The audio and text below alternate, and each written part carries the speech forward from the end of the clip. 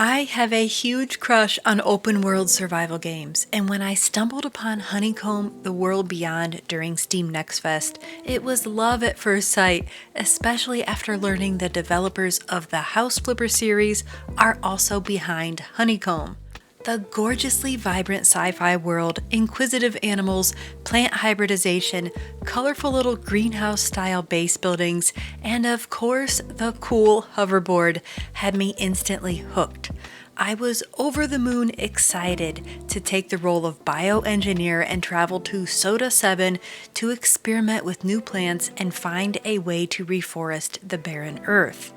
The Honeycomb graphics and gameplay looked absolutely enthralling, and I honestly was prepared for this to be one of my most anticipated upcoming games for 2024. But my optimism was shattered after I played the demo. Before I get to what discouraged me about the Honeycomb demo, let's talk about the good parts. For starters, the game settings are pretty plentiful and impressive. While the demo only provides access to the default survival mode, there will be an explorer mode available later, and this will make surviving easier with more resources and blueprint access and less damage taken from animals. There's also a creative building mode, survival adjustment settings, and many more. The devs did a great job here. You can even adjust the game colors, though I did not see a setting for shadow intensity, just quality, but we'll get to that in a bit. The intro, storyline, and game beginning are engaging. Earth has wasted away, and the Honeycomb project is sending me, a bioengineer named Hennessy, to the planet Soda 7 to collect, analyze, and hybridize the plant life. I arrived in a pod that looks like a cute little rocket ship, and here is where I can sleep, craft basic supplies, and store extra materials. I started with a few painkillers, bandages, food, and water in the pod storage, and then opened the pod door to set eyes on Soda 7 for the first time. Lush greenery, sparkling blue water, and the game's color palette in general were just stunning. And I began learning the basics, which included collecting titanium and crafting my first 3 tools so that I could collect plants and ore. My journal also contained a few survival hints, and the hoverboard was super handy and incredibly fun for traversing the vast biome. At this point, I was pretty confident that the game was going to continue guiding me through my basic survival needs, though little things that were bothering me soon began to escalate into major issues that severely affected my enjoyment of Honeycomb.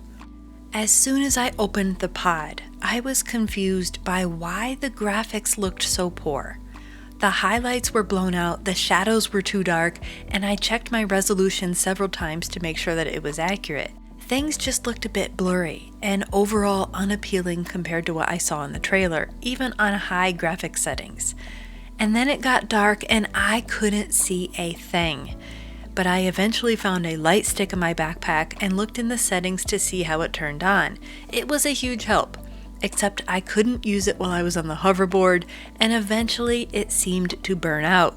And I didn't have a clue how to craft another light stick or to charge it, so I was left in the dark. And even during the day, many areas were just so bloody dark that I couldn't see a thing except when I turned on my AR vision, whatever that stands for, and then I could see the harvestable plants and ore.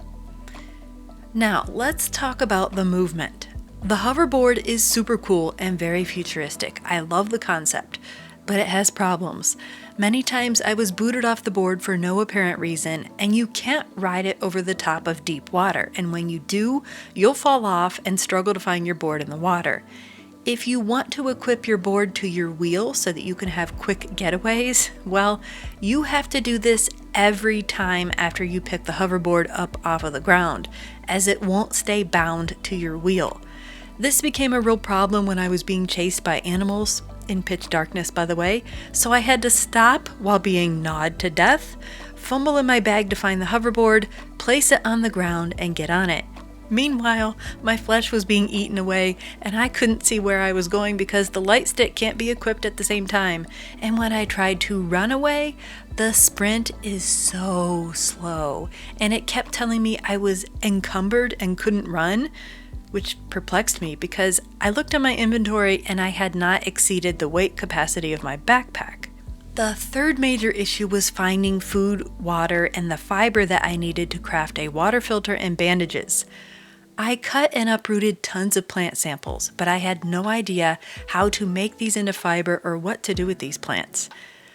I found a few fruits that I could eat, but they didn't seem to quench my thirst, and the water that you start with is gone in 3 gulps. I continued exploring in hopes of finding something to drink or resources that would trigger a subsequent tutorial, but all I found were more seemingly useless plants and animals that chased and bit me. I mean, the plants didn't chase and bite me, but you get the idea. I tried to heal myself with bandages, which would only let me eat. That was rather strange. And I also tried sleeping, but it didn't help much, and eventually the prompt to sleep vanished. So I was dehydrated and starving in pitch darkness with only bandages and dry fruit to eat, and a storage locker jam-packed with plants and ore that were seemingly useless without the bare necessities of survival.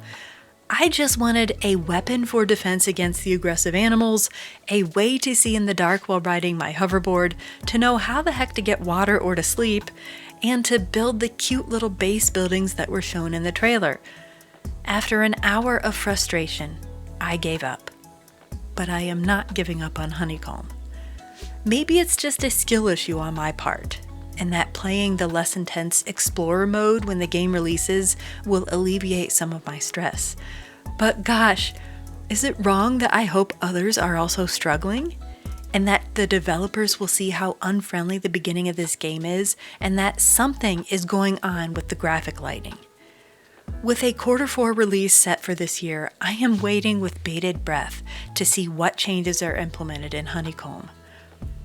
Although Honeycomb: The World Beyond has the blueprint of a fantastically creative and gorgeous sci-fi survival game, and I still think it's one of the prettiest open world games coming in the near future, my opinion is that it needs to be more beginner friendly, or many players are likely to become frustrated and lose interest.